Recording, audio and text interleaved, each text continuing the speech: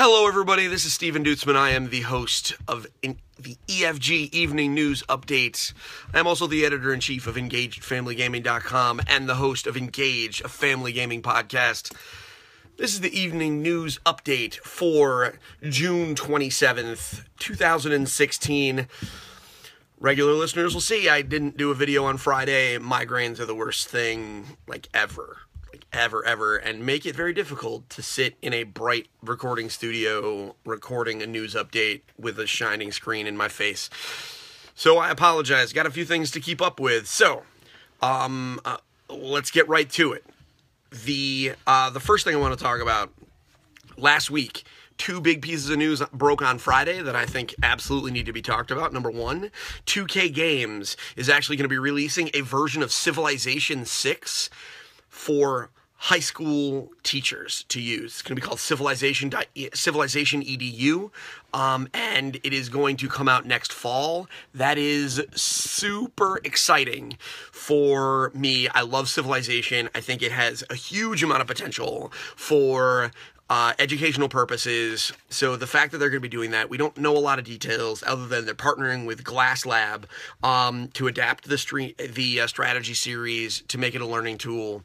Huge fan. I think this has the potential for far-reaching effects, and Civilization absolutely has the potential to learn from it. Beyond just strategic thinking, the idea of learning how nations developed and why borders are the way that they are, and to understand how wars happen. War is a thing. It is an unfortunate thing, but a lot of times war is caused by resources.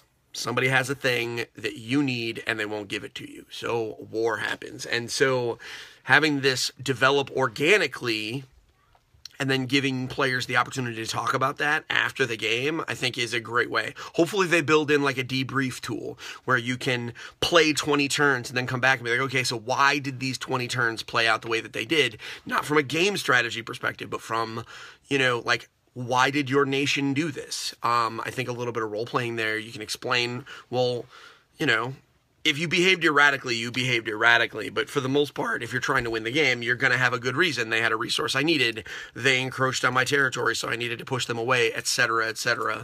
I think this has a lot of possibilities, as you can tell. Very excited. We're going to find out more. Next, we're going to talk about Sonic the Hedgehog. Now, Sonic the Hedgehog, last week, we know he celebrated his birthday, 25 years old. Very exciting. So, another happy belated birthday to Sonic the Hedgehog. We learned from the Sonic team that they're in the midst of developing a new Sonic game that will be coming in 2017, and they are making a movie. I don't know.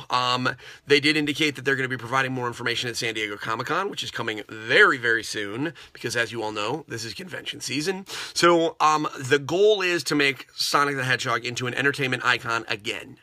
There's no denying that he was before, and he certainly has the potential to do so. Whether or not they can live up to that potential, I do not know. However, it will be interesting. I mean, Sonic is a cool character. So if they're bringing Crash back, there's literally no reason why Sonic can't come back. So, best of luck. Hopefully they do so with a good game. The only issue that a lot of us run into is, what does a good Sonic game look like now? Because they weren't terribly good back in the day. I know, shots fired, but they weren't the best games. They were neat, they were fast, but there are other games that do speed and platforming better now. I would love to see a Sonic game that embraced speedrunning mentality, where the entire game was all about gathering movement, or gathering momentum, and with fewer breaks, and it was more about just getting up to speed and choosing your routes and making it about speed, because there's obviously a speedrunning community. People love watching people play video games fast. I think Sonic making a game that is designed to be speedrun, I think would be amazing. So, there you go. It's a little design tip for you guys. That at least I would buy it. And there's going to be a movie. I don't know if we need that, but we're getting it anyway. Next, this is today. WWE 2K7 announced their cover athlete. It is Brock Lesnar. There is a video. You can find it on YouTube. They announced that we're all going to be taking a trip to Suplex City and getting just the absolute crap beaten out of us by Brock Lesnar. He's the cover athlete. The game will be coming to PS4, PS3, Xbox One, and Xbox 360, and it's coming out on October 11th. If you pre-order it now, you get Goldberg skins and a WCW Monday Nitro Arena. If you like Goldberg, it's worth it, just because Goldberg is awesome. His entrance theme is epic. But that's the news about WWE 2K17. It's a perennial release. It's been kind of bad the last couple years, so my hope is that they fix some of that. That's it for video games. So why don't we head on over to board games, and we can talk about the fact that the Origin Game Awards were announced at the Origins Game Fair over the past weekend.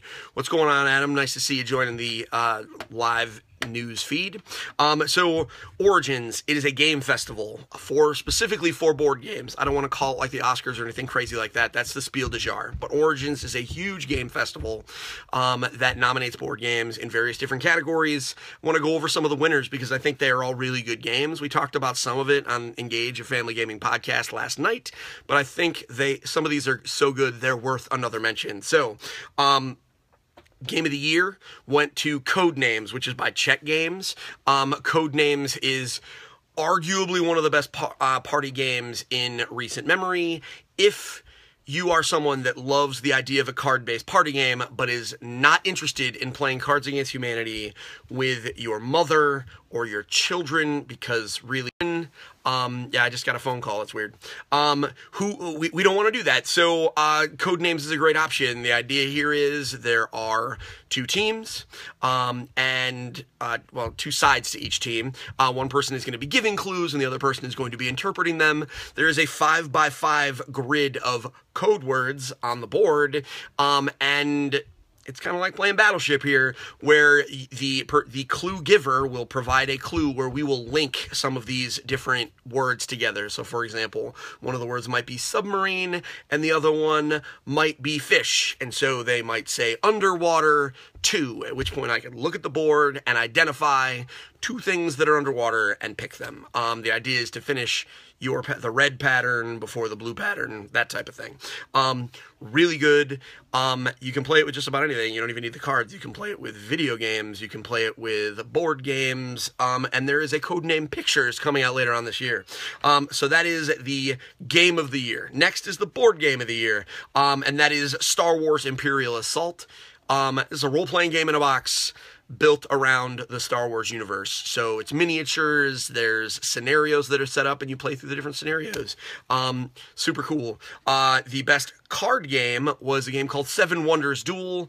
Seven Wonders is a drafting game where you each take on the role of a great civilization, and you draft cards to develop your civilization, either building your army, or building your science and technology, or gathering other resources and culture.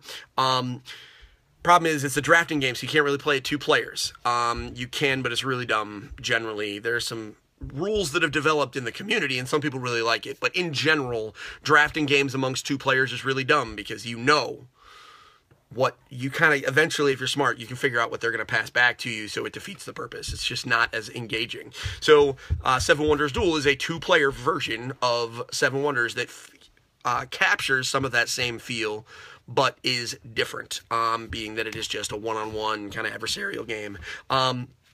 Collectible game. Don't know much about this one, to be honest. It's a DC Comics Dice Masters. This time it's themed after War of Light. This is made by WizKids, and Dice Masters is a dice rolling game, card game hybrid. It's I don't really know how this game works. I want to learn it, but I don't understand. War of Light is about the Green Lanterns. And the yellow lanterns, and the orange lanterns, and the violet lanterns, all the different colors. There's black lanterns. They like death, apparently. So that is cool. If you like Dice Masters games, then I guess you got another thing coming. Family Game of the Year went to Codenames, and I agree. It's a perfect family game. Obviously, you need kids that are able to kind of take clues. You got to be a little bit more literal with them, but you can make them the clue giver, at which point then you can go from there. perfect to play around kids. And the miniatures game, Star Wars Armada, which is by Fantasy Flight Games. It's a miniature. It's a space combat game. And then role-playing games is Star Wars Force and Destiny, also by Fantasy Flight Games. And it is a Star Wars tabletop role-playing game. You may have noticed the theme. Lots of Star Wars stuff on here. I do not expect that to change.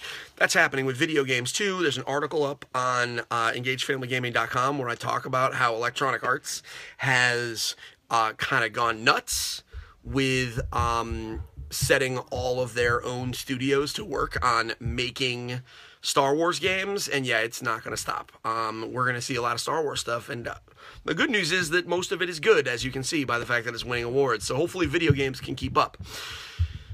That's it, folks. That is the news for June 27th. I am glad that you joined us for today.